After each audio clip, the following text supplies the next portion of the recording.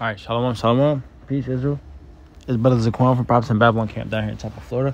I'd like to give our glory, honor, and praises to YAHAWAH, BAHASHAM, YAHAWASHI, BAHASHAM, RAWCHAA, QADASH.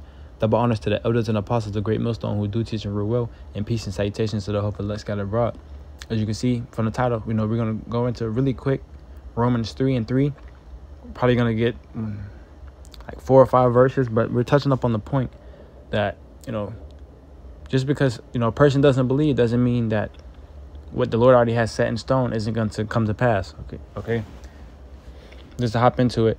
Romans 3 and verse 1 said, and this is an NIV, in a blue letter Bible. I read the King James Version and I read the NIV.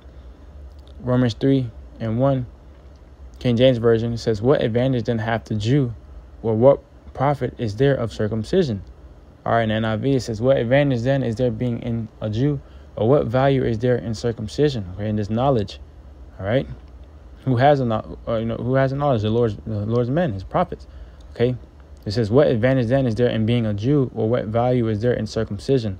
Okay, what value in there is in having this knowledge? It says, Romans 3:2, and King James Version says, much every way, chiefly because that unto them were committed the oracles of Yahawah. All right, in the NIV it says, much in every way. First of all, the Jews have been entrusted with the very words of Yahawah.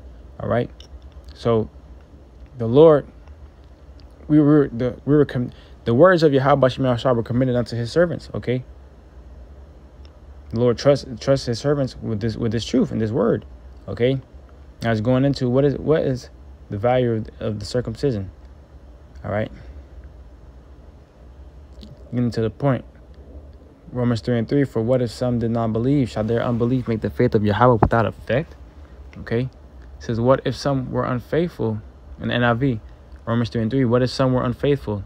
Would their unfaithfulness nullify Yahawah's faithfulness? All right, touching up on a point that for what if some did not believe? Shall their unbelief make the faith of Yahawah without effect? What the Lord already has set up to set in stone, it's already going to be it's going to be pan out. It's going to be played. Okay, just because someone doesn't believe what the probable prophecy says, or someone doesn't agree with the scriptures, doesn't mean that nothing is going to come to pass. Okay, America is going to be destroyed with 200 million thermal nukes. Thus said the Bible. Okay, and just because you might not believe that doesn't mean that it's not going to happen. Okay,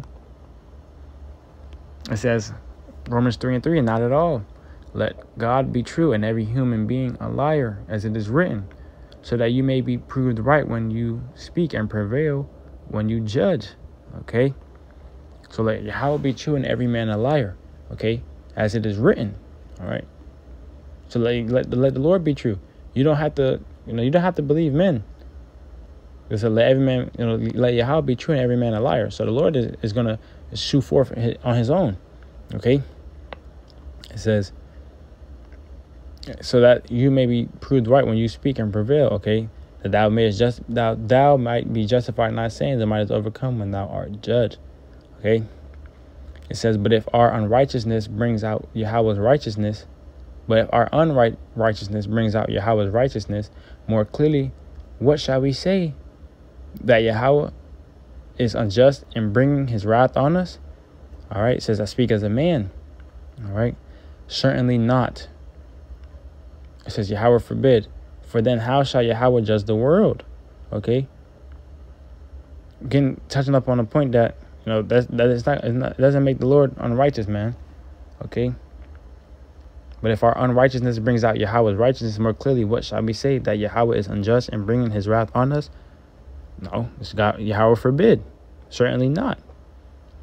But the point is to let Yahawah be true and every man a liar. Just because you may not believe prophecy, you may not believe that something is going to come to pass, doesn't mean that it's not going to happen. It's already set in stone on what's about to come to pass. Okay, just hitting the nail on the head, touching up on the point.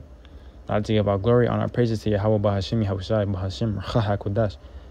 Double honors to the elders and apostles, the Great Millstone who teach you well, and peace and salutations to the hope of the scattered abroad. Until next time, I do say shalom and a Bible ball soon.